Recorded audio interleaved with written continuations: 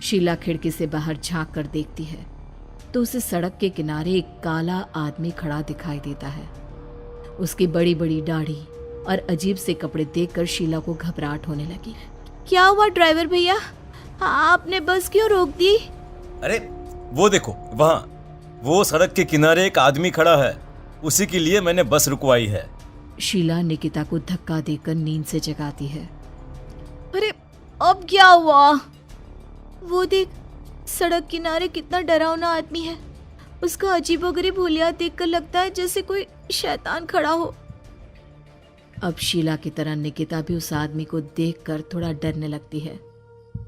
Conductor, क्या तुम उस आदमी को बस में चढ़ाने वाले हो? उसे देखकर हमें डर लग रहा है, उसे बस में मत चढ़ाओ। अरे डरने की कोई बात नहीं है मेम साहब, ये आदमी जंगल के पीछे वाले गांव में रहता है। ये रोज इसी वक्त मेरी बस में बैठकर पड़ोस वाले गांव में जाता है। और वैसे भी ये बेचारा गूंगा है। अगर आप लोगों को डर लगता है तो मैं इसे ड्राइवर के बगल में बिठा देता हूँ। ओह अच्छा, ठीक है। फिर कंडक्टर का इशारा पाते ही वो आदमी बस में सवार हो जाता है। ड्राइवर दोबारा एक्सीलेटर पर जोर देकर बस को आगे बढ़ाता है। थोड़ी ही देर में बस एक घाटी पर चढ़ती है। बस के एक तरफ गहरी और डरावनी खाई थी, पर ड्राइवर को इस बात से कोई फर्क पड़ता नजर नहीं आ रहा था। वो लगातार बस की रफ्तार बढ़ाकर बस चलता जा रहा था। ड्राइवर भैया, आप देखते नहीं क्या बगल में इतनी गहरी खाई है? बस की रफ्तार लगातार बढ़ाए जा रहे हो, थोड़ा धीरे चलाओ ना। अरे मेम साहब, घबराने की कोई बात नहीं है, ये तो मेरा रोज का काम है। मैं तो यहाँ इसी रफ्तार से बस चलाता हूँ। आप बेफिक्र होकर अपनी सीट पर बैठ जाइए, आपको कुछ नहीं होगा। ड्राइवर के कहने पर निकिता शांति से बैठ जाती है। कुछ दूर चलने पर अचानक ड्राइवर बस को सड़क के किनारे रोक देता है। शीला एक बार फिर खिड़की के बाहर झांक कर देखती है, लेकिन इस बार उसे कहीं कोई दिखाई नहीं देता। अरे अब क्या हुआ? तुमने बस क्यों रोक दी? यहाँ तो दूर दूर तक कोई भी नहीं दिखाई दे रहा। ड्राइवर उसकी बात का कोई जवाब नहीं देता, पर कंडक्टर बोल पड़ता है। ये हमारी फेवरेट जगह है, हम अपने सारे अच्छे काम यहीं पर करते हैं। अब हमारा प्रोग्राम खत्म होने के बाद ही बस यहाँ से आगे बढ़ेगी। इतना कहते ही कंडक्टर सीट के नीचे रखी एक शराब की बोतल निकालता है। अरे ये सब क्या है? तुम्हारे बस में सवारी बैठी है, उन्हें घर पहुंचाने की जगह तुम यहाँ सड़क के बीच में बस रोककर शराब पियोगे? बस में लड़कियों के बैठे हुए भी तुम्हें ये सब करते हुए शर्म नहीं आती? कंडक्टर कोई जवाब नहीं देता और मुस्कुराते हुए शराब पीने लगता है। तभी ड्राइवर और दूसरा आदमी भी कंडक्टर के साथ मिलकर शराब पीने लगते हैं। निकिता, मुझे इन तीनों के इरादे कुछ ठीक नहीं लगते। हमने इस बस में बैठकर बहुत बड़ी भूल कर दी। तू घबरा मत, मैं हमेशा अपने पर्स में छोटा सा चाकू रखती हूँ। उसके रहते ये तीनों हमारा कुछ नहीं बिगाड़ पाएंगे।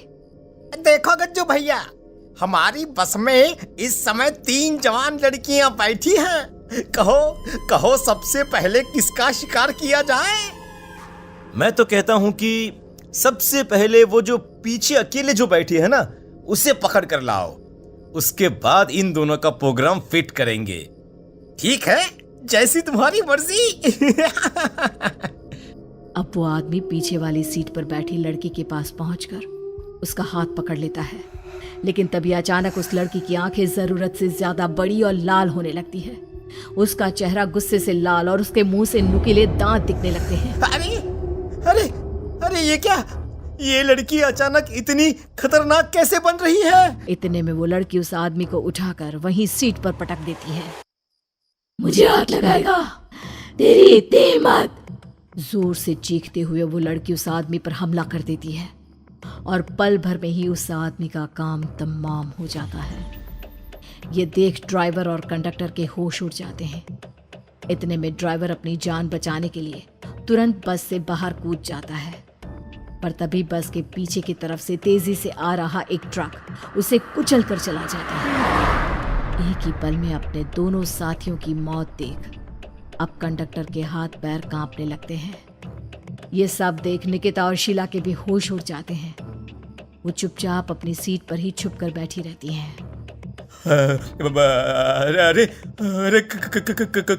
कौन हो तुम? और तुम इतनी भयानक कैसे बन गई?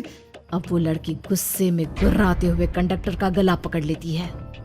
इतनी जल्दी मुझे भूल गए?